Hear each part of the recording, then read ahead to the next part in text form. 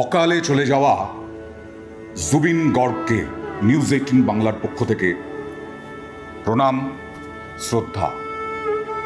এখনো সরু সজাই যে স্টেডিয়ামে অসমে মূল খেলাগুলো হয়, সেই স্টেডিয়ামে জুবিন গর্গের নিথর দেহ পড়ে আছে এবং সেই নিথর দেহে শ্রদ্ধা জানাতে রাত্রিবেলা গভীর রাতেও 5 লক্ষ মানুষের জমায়েত ছিল। ভাবতে পারা যায়? আমাদের জীবদ্দশায় তো বোধহয় কোনো শিল্পী, কোনো অভিনেতা তাকে এই রকমভাবে 15 লক্ষ মানুষ তার সঙ্গে হেঁটে যাচ্ছেন সে শ্রদ্ধা জানাতে দেখিনি। আমাদের সদ্য প্রয়াত সৌমিত্র চট্টোপাধ্যায়, তারও আগে সুচিত্রা সেন, দিগ্গজ সব আর্টিস্ট, গায়ক, তাদেরকে আমরা হারিয়েছি।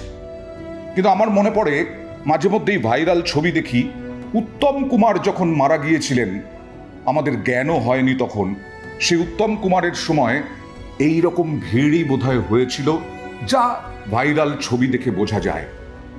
কিন্তু একটা রাজ্যে একজন মানুষ, শিল্পী, অভিনেতা, গায়ক, তিনি মারা যাওয়ার পর, অকালে চলে গেছেন, তার জন্য এত ভালোবাসা, এত শ্রদ্ধা কোথাও তো দেখতে পাওয়া যায় না। অসমের শুধু গুয়াহাটিতেই নয়, বিভিন্ন মণ্ডল, বিভিন্ন শহরে, বিভিন্ন গ্রামে পর্যন্ত স্তব্ধ হয়ে গেল জুবিন গর্গের মৃত্যুর খবর যখন এলো। অনেকে ভাবতে পারেন বা বলতেও পারেন, আপনি শ্রদ্ধা জানাচ্ছেন, কিন্তু এই রকম একটা শার্ট পরে কেন, এই রকম রঙের? কারণ কালো পরিনি, কারণ জুবিন গর্গ কোনোদিন কালো ছিলেন না। জুবিন গর্গ সবসময় রঙিন ছিলেন, 52 বছর বয়সেও। হতে পারে তাকে নিয়ে অনেক বিতর্ক হতে পারে, তিনি নাকি নেশা করতেন, অনেক ট্রোল হতে পারে। বাঙালিকেও শিখতে হবে কি করে শ্রদ্ধা, কি করে ভালোবাসা দিতে হয়। আমরা খুব যাত্রাভিমান নিয়ে কথা বলি তো, কিন্তু এই যাত্রাভিমান কি কোনো গায়কের ক্ষেত্রে, কোনো রকম শিল্পীর ক্ষেত্রে আমরা দেখাতে পেরেছি? কেকের মৃত্যু খুব বলা যায় দুর্ভাগ্যজনক, কিন্তু রূপঙ্কর বাগচি, সঙ্গীত শিল্পী, তিনি কে প্রশ্ন তুলেছিলেন। আসলে তিনি বলতে চেয়েছিলেন যে কেকের মতো বলিউডের শিল্পীরা, তারা আসেন যখন, তখন আমরা ভয়ঙ্কর রকমের মেতে উঠি, হাজার হাজার টাকার টিকিট দিয়ে আমরা দেখতে যাই, কিন্তু বাংলার শিল্পীদেরকে আমরা কি যথাযথ মর্যাদা দিই, যথাযথ দাম দিই, মূল্য দিই? এই প্রশ্নটাই করেছিলেন। কিন্তু সেই রূপঙ্কর বাগচি বাঙালিদেরই একেবারে তীর বিদ্ধ হয়েছিলেন, প্রশ্ন বাণে জর্জরিত হয়েছিলেন, ট্রোল হয়েছিলেন রূপঙ্কর বাগচি। এটা খুব ভালো লেখা আমি পেলাম, জুবিন গর্গ এখনো লক্ষ লক্ষ মানুষ অপেক্ষা করছেন ওই স্টেডিয়ামে। এবং হেমন্ত বিশ্ব শর্মা, অসমের মুখ্যমন্ত্রী, তিনি ঘাড়ে করে জুবিন গর্গের দেহ নিয়ে গেলেন এবং পরিবারের সঙ্গে কথা বলে, যাতে এত লক্ষ লক্ষ মানুষের আবেগ নষ্ট না হয়, তার জন্য মঙ্গলবারে শেষকৃত্যের কথা ঘোষণা করেছেন। আপনারা ইতিমধ্যেই জেনে গেছেন, সিঙ্গাপুরে সমুদ্রে নেমে জলে ডুবেই মৃত্যু হয়েছে এবং জলে ডুবে মৃত্যুর পর এখন সিআইডি তদন্ত দেওয়া হয়েছে। কারণ যে আবেগ এই মৃত্যুর সঙ্গে আমরা দেখলাম, কলকাতাতেও বহুবার অনুষ্ঠান করতে এসেছেন, বলিউডে বহু গান গেয়েছেন, কিন্তু তারপরেও ট্রোল হয়েছেন এই বাঙালিদের দ্বারাই। আর সেই অসমের আইকন, শুধু অসম কেন, গোটা ভারতের আইকন এই জুবিন।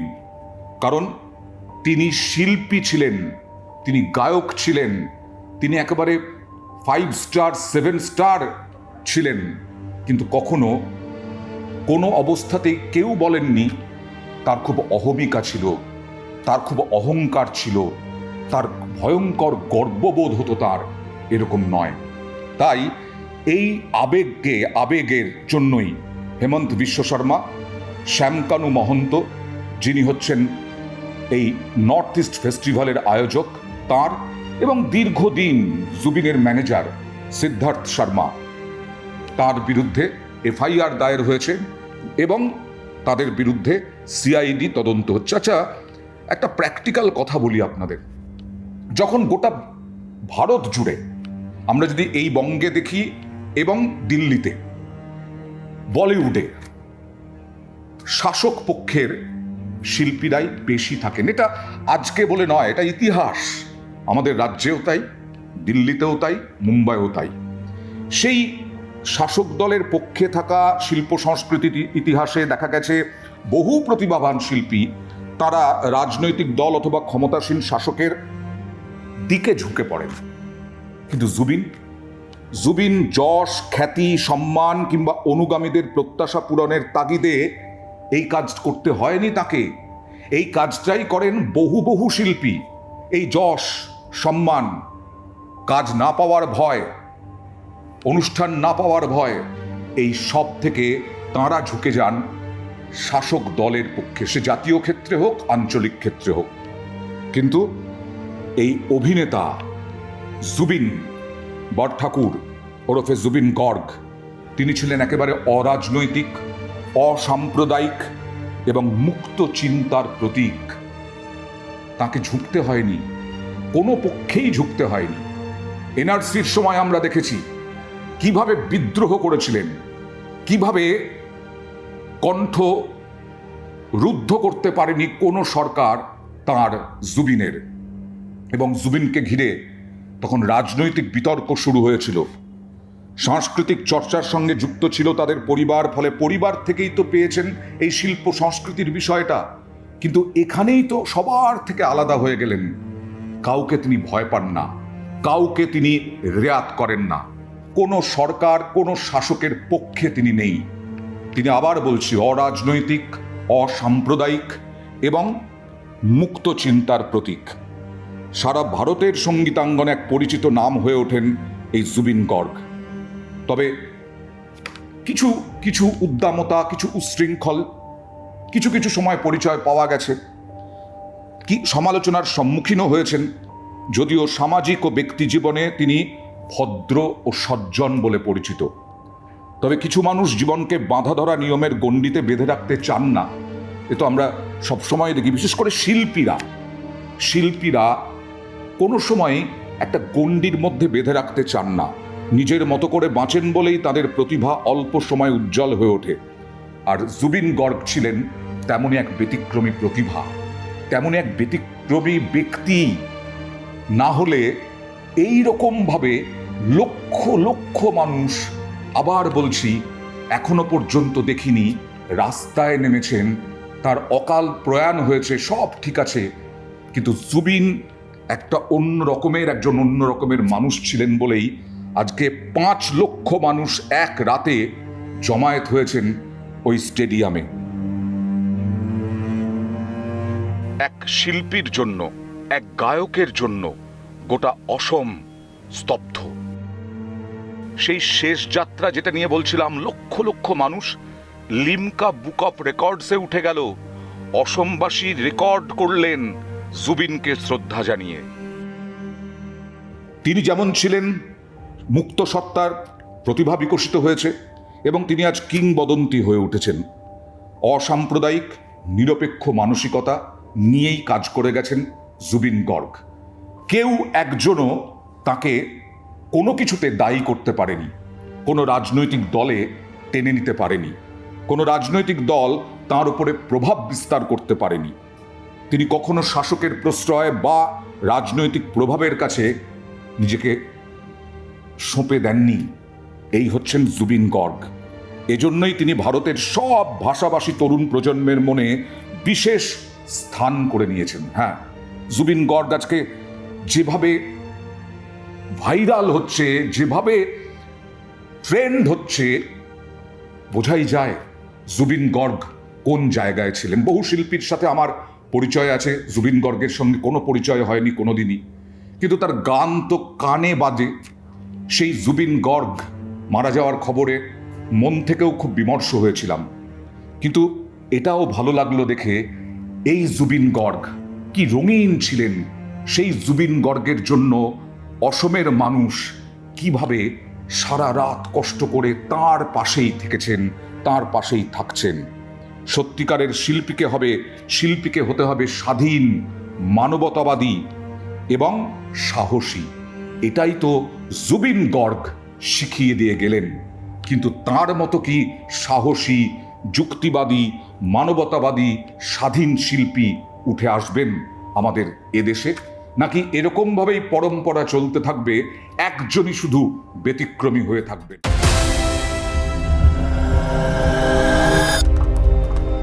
এ কি কাণ্ড! জুবিনের আবেগে আগুন ধরল আসামে।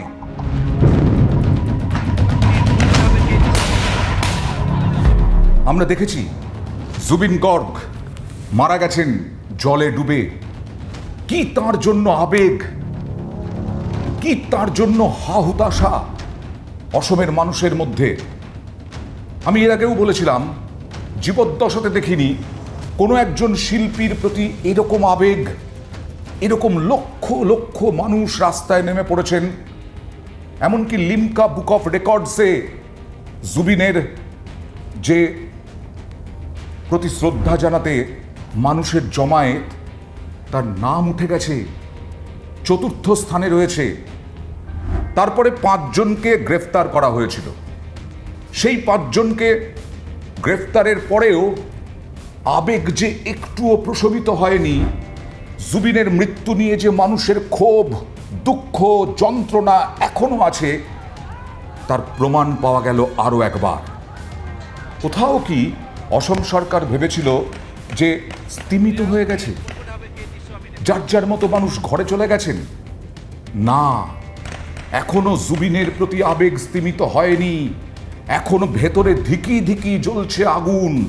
মানুষ জানতে চাইছেন তাদের প্রিয় শিল্পী, তাদের প্রিয় জননেতাও যদি বলি, প্রতিবাদীও যদি বলি, তার মৃত্যু হলো কিভাবে, এটার সঠিক তদন্ত চাইছেন জুবিন শুভানুধ্যায়ীরা, জুবিনের অনুরাগীরা। এখনো তারা মানতে পারছেন না জুবিনের মৃত্যু। কি হলো আজকে? শ্যামকানু মহন্ত, যিনি ধৃত, যিনি অর্গানাইজার, সিঙ্গারের ম্যানেজার অর্থাৎ জুবিনের manager Siddhartha Sharma, suspended APS officer Sandipan Garg, যিনি জুবিনের আত্মীয়, এবং আরও 2 জন, নন্দেশ্বর বোরা। এই যে 5 জন, এই 5 জনকে গুয়াহাটি জেল থেকে অসমের বাক্সা জেলে ট্রান্সফার করা হলো। কারণ পুলিশ হেফাজত এদের শেষ হয়েছে, এবার জেল হেফাজতে বাক্সায় নিয়ে যাওয়া হলো, গুয়াহাটি থেকে বেশ অনেকটা দূরে। কিন্তু তাতে আগুন জ্বলল কেন? আগুন জ্বলল এই কারণে, জুবিনের ভক্তরা মনে করলেন আসলে রাজনৈতিকভাবে প্রভাব খাটিয়ে এই 5 জনকে অনেক দূরে ঠেলে দেওয়া হলো, অনেক দূরে সরিয়ে দেওয়া হলো, যাতে গুরুত্ব কমে যায় এই মামলার। এবং এইটাই একটা চক্রান্ত, একটা কনস্পিরেসি, একটা ষড়যন্ত্র হিসেবে দেখছেন সাধারণ মানুষ। আসলে সরকার যদি ভেবে থাকে যে অনেকটা স্তিমিত হয়ে গেছে, আগুন আর জ্বলবে না, আগুন জ্বলেনি। এই প্রথম আগুন জ্বলল জুবিনের জন্য। যে গাড়িটা করে জুবিন গর্গের মৃত্যুতে 5 জন ধৃত, তাদেরকে নিয়ে যাওয়া হলো বাক্সায়, তারপরে আগুন জ্বলল। পুলিশকে গুলি চালাতে হলো শূন্যে, টিয়ার গ্যাসের শেল ফাটাতে হলো ছত্রভঙ্গ করতে, ভয়ঙ্করভাবে পুলিশের গাড়ি ভাঙচুর হলো, গাড়িতে আগুন ধরিয়ে দেওয়া হলো, কয়েকজন পুলিশ আহত হলেন, ভয়ঙ্কর ঘটনা ঘটল। এই 5 জনকে যখনই নিয়ে যাওয়া হলো, তখন জুবিনের ফ্যান, হাজার হাজার ফ্যান রাস্তায় নামলেন প্রতিবাদে। আবার বলছি, তাদের সন্দেহ যে জুবিনের আসলে এই যে জেল স্থানান্তর, জেল হেফাজতে কেন গুয়াহাটি শহরে রাখা হবে না, এই প্রশ্ন তুলতে শুরু করলেন ফ্যানেরা। জুবিন গর্গের মৃত্যুর তদন্ত কি হচ্ছে এখনো পর্যন্ত এগোয়নি। সিট গঠন হয়েছে, এসআইটি স্পেশাল ইনভেস্টিগেশন টিম গঠন হয়েছে, সিআইডির হাতে তদন্তভার গেছে।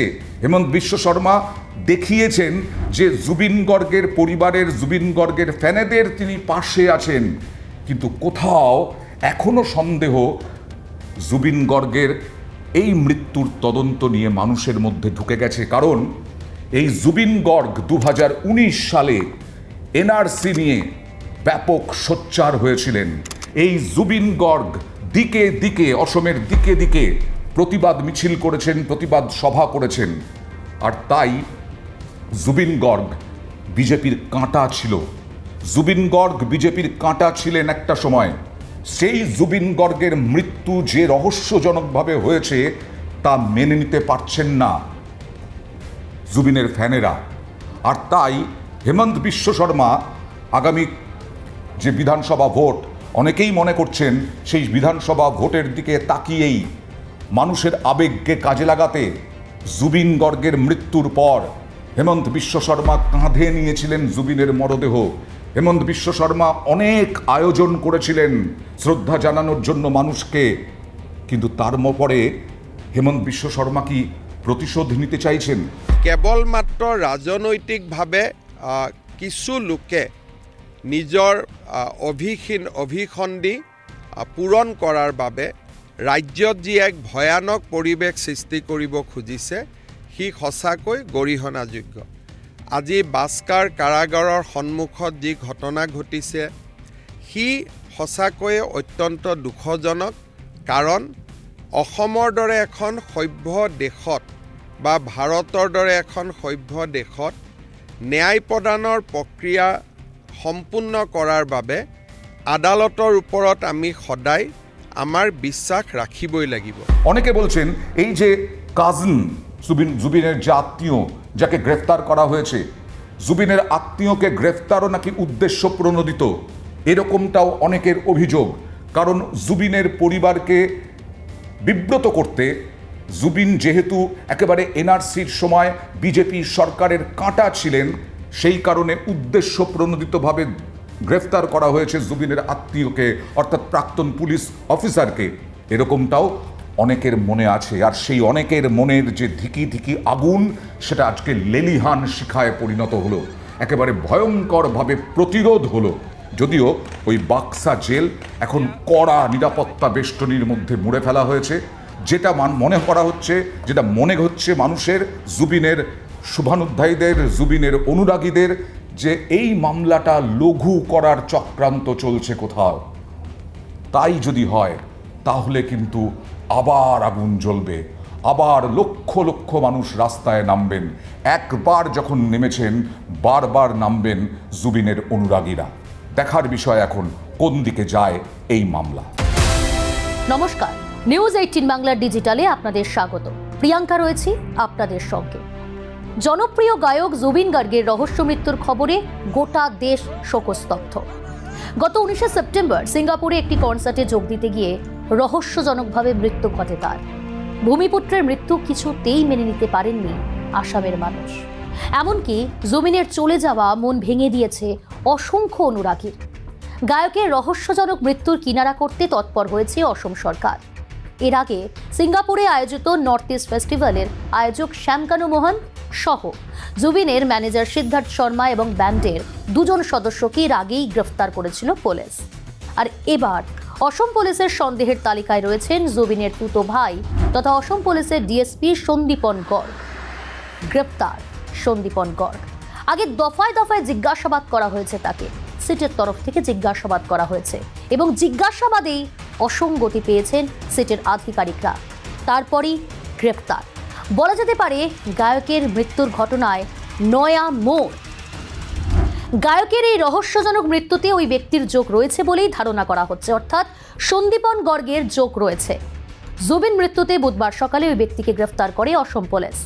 এই নিয়ে গায়কের মৃত্যুতে মোট 5 সন্দেহভাজন ব্যক্তিকে গ্রেফতার করল পুলিশ।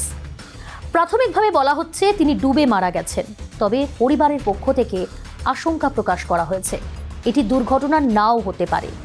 তদন্তের প্রাথমিক পর্যায়ে গ্রেফতার করা হয়েছে মোট 5 জন।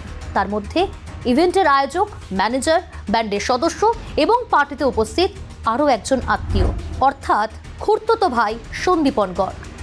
সিট তাদের জিজ্ঞাসাবাদ করার পরই গ্রেফতার করেছেন। তদন্তকারীরা বিভিন্ন সম্ভাব্য কারণ যাচাই করে দেখছেন, যেমন ডুবে মৃত্যু, পরিকল্পিত হত্যাকাণ্ড বা অন্য কোনো অপরাধ রয়েছে কিনা এর পিছনে।